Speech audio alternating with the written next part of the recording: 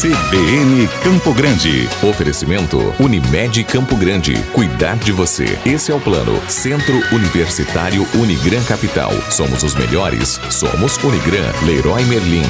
A casa da sua casa. E Nota 10. Rede de ensino. Professor, muito bom dia e obrigada por atender ao pedido da CBN. Bom dia a todos os ouvintes. Bom, professor, vamos começar então contextualizando. Eu gosto de dizer que vamos começar pelo beabá da questão para a gente situar o ouvinte sobre esse conflito entre Irã e Estados Unidos. Sim. Quando teve início e por que esses conflitos começaram? A questão ali do Oriente Médio, né, é uma questão muito delicada.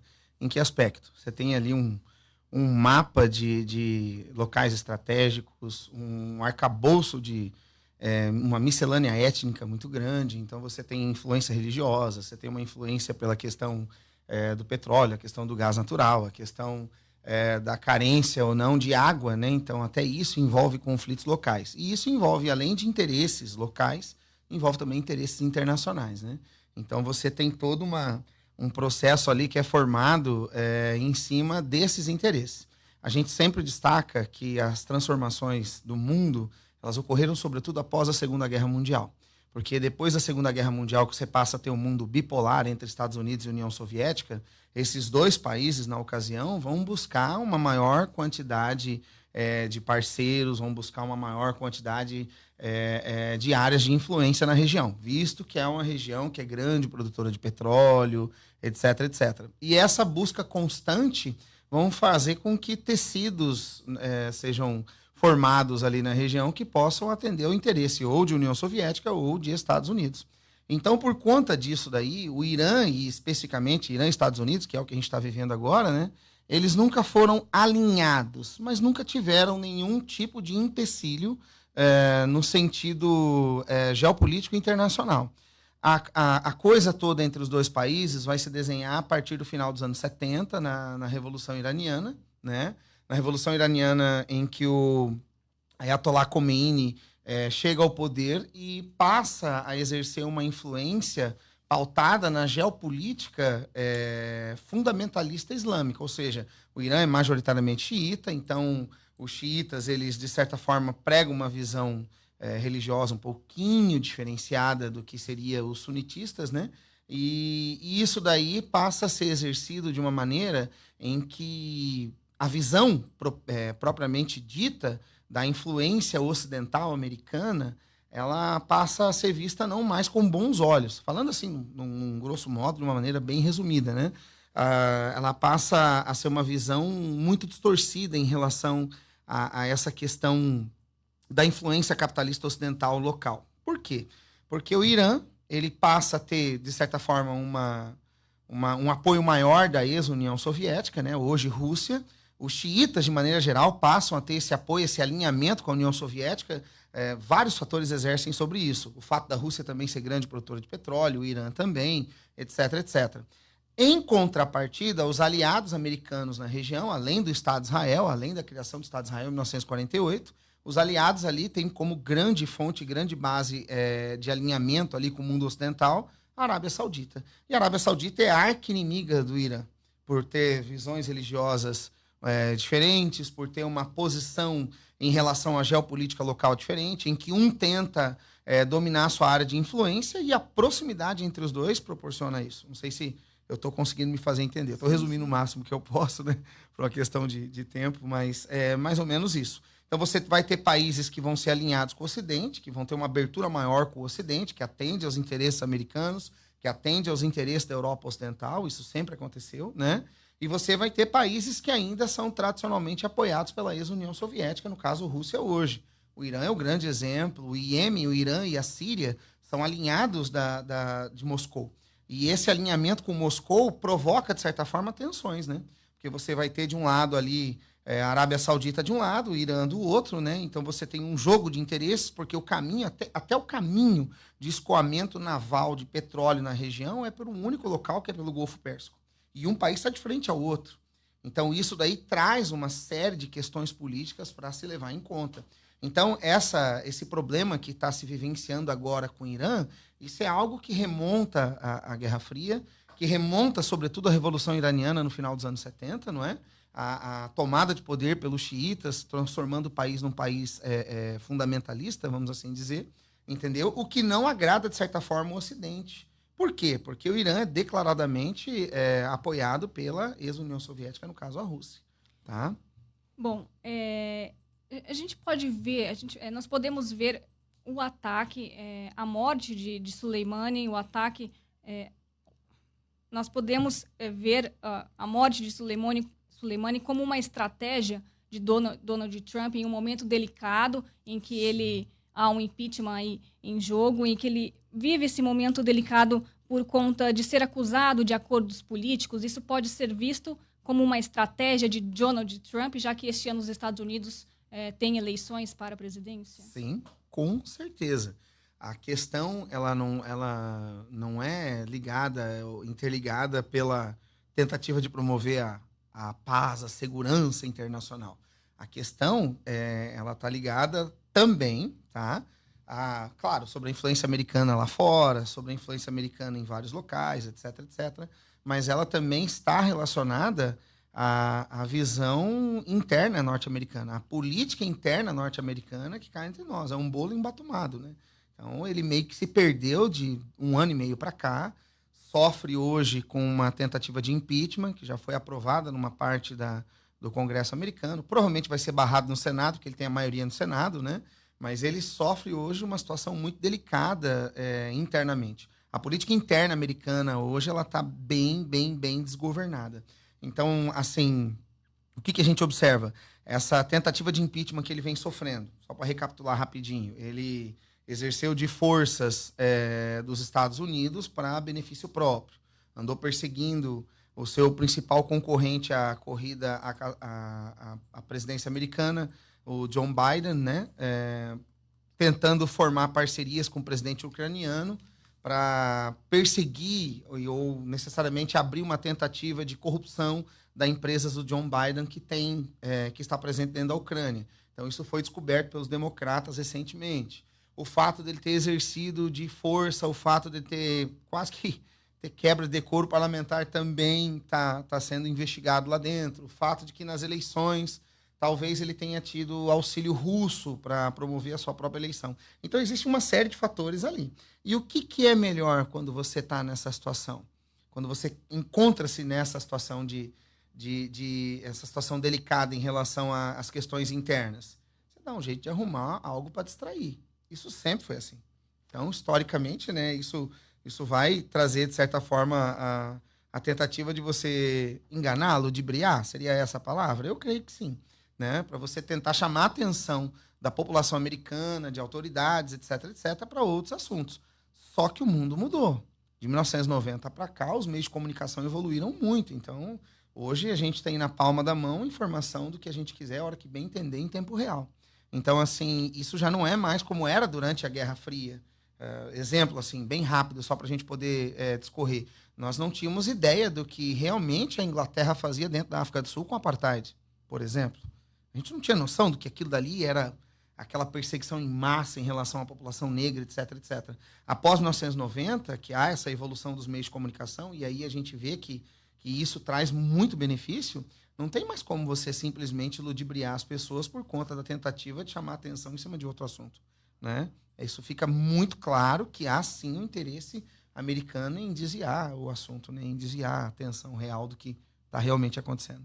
Bom, 9h46, nós estamos conversando ao vivo com o professor Alisson Sintra, que fala sobre o conflito entre Estados Unidos e Irã. Nós vamos para um breve intervalo. Professor, depois do intervalo, nós damos continuidade à nossa entrevista. Sim. A gente quer entender se há preocupações, nós temos que ter preocupações quanto a esse conflito e quais são os impactos que esse conflito pode...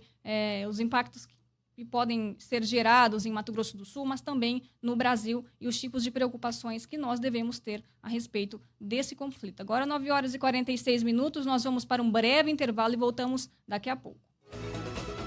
9h50 em Mato Grosso do Sul, estamos de volta com o CBN Campo Grande. Ao vivo, nós estamos recebendo o professor Alisson Sintra, que hoje fala sobre o conflito entre os Estados Unidos e o Irã, explica quais são os impactos desse conflito no Brasil e também em Mato Grosso do Sul. Professor, eu quero retomar, então, aqui a nossa entrevista. Quais são as preocupações que nós devemos ter a respeito desse conflito entre Estados Unidos e Irã? Eu pergunto isso porque depois da morte de Soleimani, muitos medos, enfim, eu ouvi muitos comentários de pessoas temendo uma possível terceira guerra mundial. Então, eu gostaria que o senhor explicasse quais são as preocupações, há a possibilidade aí de uma terceira guerra mundial, qual é o cenário, quais são, enfim, qual a sua avaliação sobre isso? Assim, recebi de vários alunos, inclusive, né? Alguns comentários, perguntas. Professor, a terceira guerra mundial vai sair, meu Deus do céu, o que eu devo fazer, né? Tocar água, comida. Gerou uma tensão. Eu ouvi, inclusive, só te interrompendo, até uma criança perguntar assim, mas o que é o Irã? Eu tô com medo desse Irã, né? De tanto ouvir na televisão. Gerou mesmo mas, uma tensão nas pessoas. A sua fala. Planta-se para nós que o Irã é o grande vilão. Historicamente, sempre foi plantado isso, né? Que o Irã é o grande temor, que todo árabe é um possível homem-bomba, etc, etc. A gente escuta muito isso, sobretudo após o 11 de setembro, né? A gente vê muito esse questionamento acerca do envolvimento em relação aos islâmicos, né? E não é assim. Primeira coisa, eu creio que uma terceira guerra mundial, claro que nada é impossível, mas isso é muito remoto, é uma chance ridiculamente pífia, pequena demais, entendeu? Você não tem essa possibilidade, até porque não há interesse. Porque imagine, uma terceira guerra mundial, o que sobraria da humanidade? Não sobraria nada. Então, assim, você teria uma contaminação geral por material radioativo, imagina, em escala planetária. Então, isso não é interesse, nem mesmo de Estados Unidos, nem mesmo de Irã, nem mesmo de Rússia, nem mesmo de ninguém. Essa tensão ela vai existir. O que sempre vai existir são guerras locais. Guerras locais, sim. Uma guerra ali com o Irã, envolvendo a Arábia Saudita de um lado e Israel juntamente com os Estados Unidos, Arábia Saudita e Israel, e você vai ter Irã de outro, com o Iêmen em Síria, isso é possível. Isso é possível. Tanto é que nós já tivemos a guerra Irã-Iraque ali na década de 80, entre 81 e 89 nós tivemos, né? A guerra Irã-Iraque. Então, o Iraque, naquele determinado momento ali, nunca foi muito alinhado com o Irã, isso vem acontecer agora mais recentemente, né? Não, eu creio que uma terceira guerra mundial, não. Isso é infundado. Isso não há nenhum perigo. Não há também um risco de embate nuclear entre os países, né? O Irã, ele não possui armas nucleares, mas ele tem um conhecimento para... Não, né? Extraoficialmente não, que até onde a gente Sim. sabe, não, né? Mas ele Sim. tem um conhecimento para o enriquecimento, né? Como Sim. centrífugas ali para Sim. enriquecer o urânio. Há possibilidade, assim, de um... Não, eu também creio que não, porque isso traria uma consequência desastrosa para o próprio Irã, né? A forma hoje que o mundo diplomático, se é que a gente pode dizer assim, encontrou para tentar impor algum tipo de restrição, é uma forma de sanção econômica, que é o que vem acontecendo. Estava olhando essa semana aí, o Irã teve mais sanções econômicas em bilhões e bilhões de dólares ali, né? Então, o Irã tem grave dificuldade hoje em exportar o seu petróleo, o seu gás e o seu material siderúrgico. O Irã também produz aço. Então, o Irã estava com dificuldade nesse sentido e vai sofrer sanções econômicas. Essas sanções econômicas vão evitar que o país tenha dinheiro para buscar pesquisas, por exemplo, para desenvolver uma arma nuclear, já que é esse o grande objetivo. Só que o grande problema é que a própria população civil acaba pagando o pato, né? Aí a gente entra em cima daquela propaganda política. Nós estamos passando por isso porque o mundo ocidental impôs isso a nós. Então, aí acaba toda aquela lavagem cerebral, todo aquele problema todo que acontece em qualquer país. A diferença é que no mundo democrático, no mundo ocidental, isso geralmente ele é punido com afastamento político, alguma coisa assim. Mas no mundo oriental, no mundo islâmico, radical ou não, isso também acontece, né? Essas atrocidades também ocorrem. Né? Economicamente falando, quais são os impactos que esse conflito podem gerar aqui para o Brasil e também para Mato Grosso do Sul? Esses impactos eles vão além da economia, tá? A gente pode pontuar aí 2, 3 coisas. Vamos começar pela economia. É bem simples de entender. Recentemente, o governo federal ele apontou uma tendência a ficar mais próximo do Estado de Israel, por exemplo, do que em relação aos países árabes, né? Houve alguns comentários aí no início do ano, né? A gente está aí com um ano da nova gestão dentro do Brasil, mas houve um comentário, uma aproximação. O primeiro-ministro israelense esteve no Brasil na posse do presidente da República, e houve também visitas do presidente da República lá no Estado de Israel, etc, etc. Houve uma aproximação que, assim, é atípica. É atípica. Por que é atípica? Porque o Brasil nunca, tradicionalmente, culturalmente, o Brasil sempre foi um país mediador. Então, o Brasil sempre teve voz para poder negociar com todo mundo, para poder falar com todo mundo. Então, a partir do momento que o Brasil toma essa postura de ser mais alinhado a Donald Trump, de ser mais alinhado ao Estado de Israel e os seus parceiros, o Brasil sai dessa condição de mediador. Então, você vai ter pontos positivos para um lado? Vai. Você pode até se aproximar mais economicamente dessas nações. Mas você automaticamente você se afasta das outras. Porque a partir do momento que você é mediador, a partir do momento que você é um país, de certa forma, equilibrado politicamente, externamente, você passa a ter negócios com todos. Então, a gente sempre foi amiguinho de todo mundo, traduzindo por A mais B. A partir do momento que você toma essa postura de ser mais voltado para um lado do que outros, você perde o outro cliente. Então, eu achei muito estratégico, inclusive até a postura do nosso vice-presidente da República, que durante um momento ali meio instável com a China, ele foi à China para não deixar os acordos comerciais serem só selados, né? Até reiterou novos acordos comerciais, porque China e Rússia têm o mesmo alinhamento geopolítico internacional. Então, se a Rússia tomar uma atitude, a China vai apoiar. Isso é fato. Se os Estados Unidos tomam uma atitude, Inglaterra e França vão apoiar. Então, é mais ou menos isso, né? Nem a própria França está muito para o lado americano. A França está mais em cima do muro hoje. França, Alemanha, Itália estão mais em cima do muro em relação aos Estados Unidos. A Inglaterra que não, tradicionalmente sempre foi alinhada aos americanos. Então, nós brasileiros, nós brasileiros, que eu digo o Brasil, né? Como a geopolítica internacional hoje brasileira é a favor dos Estados Unidos, a gente corre o risco de perder o quê? De perder esse outro lado. Então, nós fornecemos o quê para o Oriente Médio? Vamos primeiro no ponto econômico. Nós fornecemos carne, grãos, milho. Estava olhando ontem até alguns números expressivos que nem eu tinha conhecimento. O Brasil é grande exportador de milho para o Irã.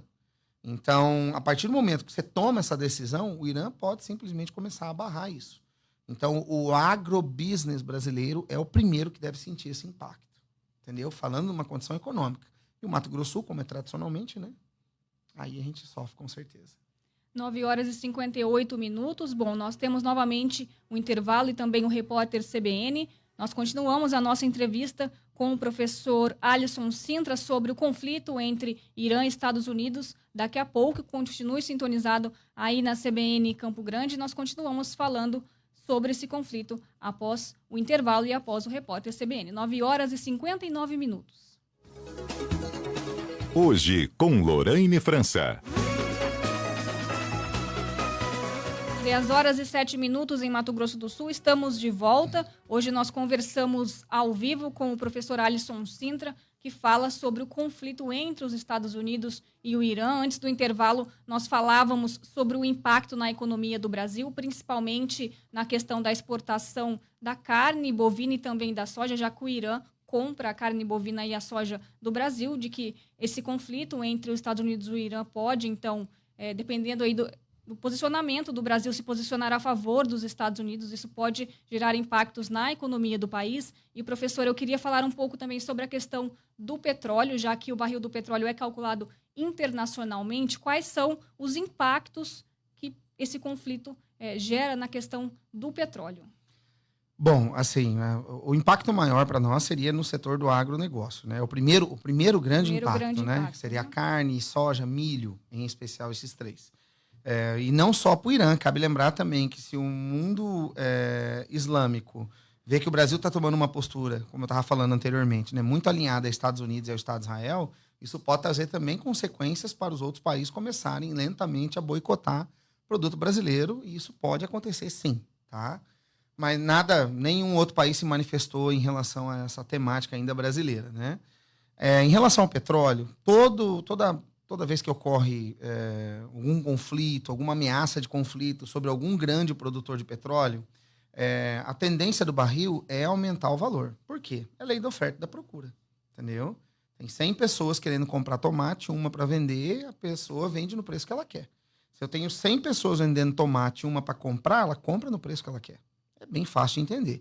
Então, se por um acaso uma área de grande produção de petróleo está ameaçada sobre uma questão relacionada a uma possível guerra, uma guerra que pode tomar uma amplitude maior do que aquela que está acontecendo, essa área, com toda certeza, ela pode, no caso, provocar um aumento do valor do barril do petróleo, inclusive do gás. O Irã também é grande produtor de gás natural, né? Irã, Catar e região ali.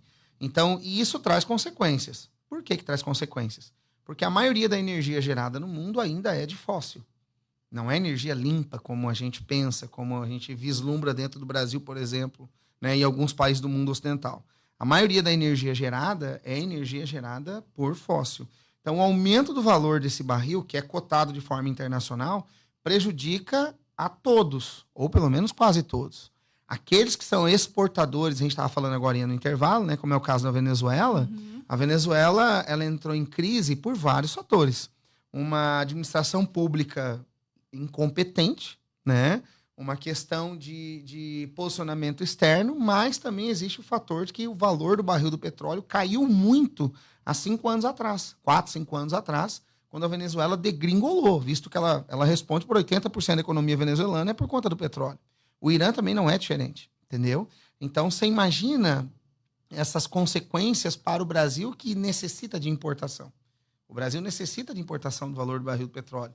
E aí você encarece simplesmente tudo. Transporte, energia, locomoção, produtos industrializados, derivados, etc, etc. Então, tudo isso daí pode trazer uma série de consequências negativas, sim, para nós.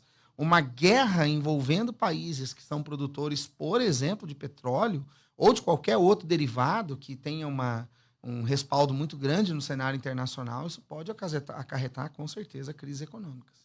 Bom, professor, antes da gente continuar a nossa entrevista, eu só quero registrar a interação, a participação do seu fã-clube, que acompanha pelo Facebook, a Beatriz Marcato, que está acompanhando pela nossa transmissão do Facebook direto do litoral norte de São Paulo. A Gabriela Costa, que disse que assiste lá de Farroupilha, no Rio Grande do Sul, está acompanhando a nossa entrevista pelo Facebook, e também registrar a interação da dona Júlia, que disse que acompanha a CBN lá da APA Bahia Negra, em Ladário. Bom, professor, eu tenho 2 perguntas, o nosso tempo aqui ele está se esgotando, mas antes disso eu tenho mais 2 perguntas a fazer para o senhor. A primeira delas como que o senhor analisa o trabalho da imprensa na divulgação do conflito entre os Estados Unidos e o Irã? Assim, hoje, aquilo que eu falei lá no começo, né, a evolução dos meios de comunicação trouxe um maior esclarecimento por parte da população brasileira e mundial. Então, isso é um grande benefício que os meios de comunicação trouxeram para nós, sobretudo após o final da Guerra Fria, a partir dos anos 90, um esclarecimento maior de som, imagem, etc, etc, né? Mas, assim, ainda há aquela mística que a imprensa ainda coloca o mundo árabe como sendo o grande vilão da situação. Nós tivemos um episódio agora, há uma década atrás, quase aí, nós tivemos o episódio da Primavera Árabe, que presidentes foram depostos no norte da África por conta de imagens e vídeos que foram publicados. Na época, os meios de comunicação acho que eu posso falar, Orkut, nem tem mais, etc, etc, né? Mas esses meios de comunicação publicaram vídeos de um jovem que ateou fogo no corpo na Tunísia, um vendedor de frutas, e isso desencadeou um enfurecimento por parte da população, né? E a mesma coisa aconteceu após o 11 de setembro, em que o árabe em si ele era uma pessoa perigosa, etc, etc. Sobretudo o xiita. O xiita é radical, o sunita não é, entendeu? Então, muitas coisas distorcidas, né? Nós tivemos recentemente um grupo radical dentro da Síria e do Iraque, que perdeu muita força a partir do ano passado para cá, chamado de ISIS, o Estado Islâmico. E o Estado Islâmico é sunita, ele não é xiita. Então, há muito desconhecimento. Então, o que eu penso, eu penso assim que nós somos muito carentes ainda em promover não uma resposta certa do que acontece, do que deixa de acontecer, mas esclarecer mais. O que eu vejo que a mídia ainda peca, a mídia, sobretudo nacional, ela ainda protege muito mais um programa de auditório, que desculpa a palavra, que muitas das vezes não acrescenta em muita coisa, tá entendendo? E deixa de promover a divulgação de um programa que possa ser mais esclarecedor sobre quem é islâmico, quem é xiita, quem é sunita, o que é sharia, né? Então, muitas das vezes a gente não tem esse conhecimento porque o veículo de informação que as pessoas têm ainda é a televisão. Agora, o celular, a questão da mídia chegando dentro do celular das pessoas, isso pode trazer um maior esclarecimento, que é o que eu creio que vem acontecendo. Entendeu? Eu vejo que a portabilidade hoje dos meios de informação estão trazendo maior esclarecimento, sim, por parte da população brasileira, eu falo até a população latino-americana como um todo, a gente passa a conhecer mais as realidades do que acontece no mundo. O Irã não é o grande vilão do planeta Terra, todos tiveram seu momento durante um passado não muito distante aí, de tentar se impor de forma internacional. E essa tentativa traz consequências, né? Essas consequências podem ser, muitas das vezes, desastrosas para os países, desastrosas para a sua população ou mesmo para os vizinhos ali. Bom, não sei se ficou claro. Ficou claro, sim. Agora, para a gente encerrar, eu queria que o senhor falasse um pouco sobre como deve ser o cenário daqui para frente. A gente tem agora protestos contra o regime, já que as pessoas acabaram se manifestando por conta do míssil que derrubou o avião Sim. ucraniano. O presidente Donald Trump, inclusive, colocou nas redes sociais que está do lado do povo iraniano. Então, como que deve ficar esse cenário ali, agora que as pessoas elas estão se manifestando contra o regime por conta desse avião ucraniano Sim. que foi abatido ali? Sim. Houve um erro, pelo que foi noticiado ali, houve um erro de cálculo, né? O avião decolou de Teherã, estava indo para a Ucrânia, se não me falha a memória, ia pousar em Kiev. E foi exatamente no momento em que o governo iraniano decidiu atacar 2 bases militares americanas dentro do Iraque, vizinho Iraque, né? Por conta do ataque americano, ao ataque americano, o comboio que estava levando o Soleimani, que ele acabou sendo executado por um míssil, o Irã, poucos dias depois, deflagra e até avisa o Iraque, primeiramente, Iraque, nós vamos fazer um ataque às bases americanas que estão dentro do seu território. Então, quem for iraquiano perto, saia. Basicamente isso, o Irã fez isso. Só que no momento disso, não se sabe se esqueceram de fechar o aeroporto no momento, o avião decolou e foi derrubado. Foi um erro de cálculo. Tá, beleza. O governo iraniano errou, pessoas civis inocentes morreram, né? Quando há morte de pessoas, independente do que aconteça, isso é prejudicial, né?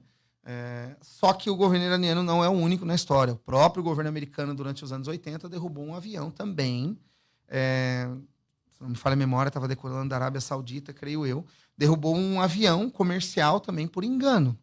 A Rússia, recentemente, derrubou um avião da Malaysia Airlines que estava passando pela região de Donetsk, no leste da Ucrânia.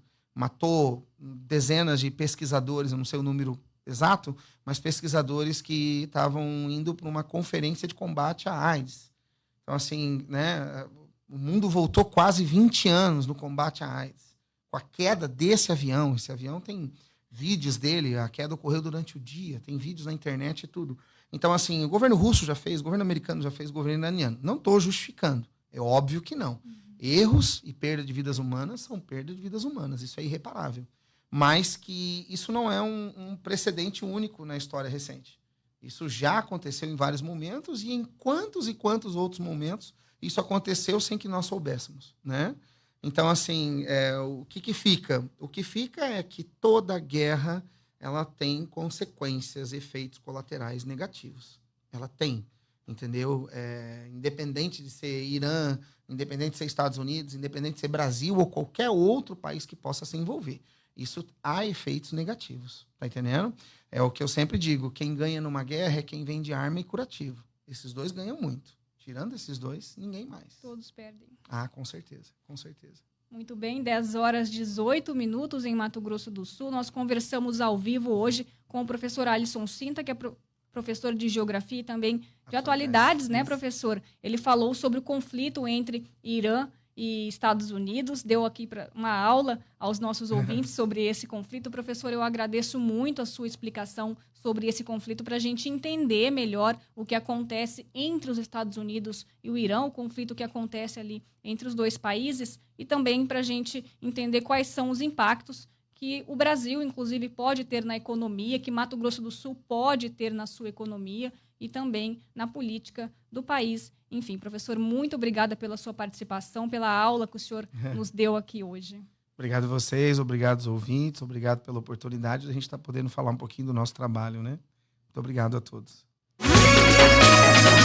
CBN Campo Grande. Oferecimento Unimed Campo Grande. Cuidar de você. Esse é o plano. Centro Universitário Unigran Capital. Somos os melhores. Somos Unigran. Leroy Merlin.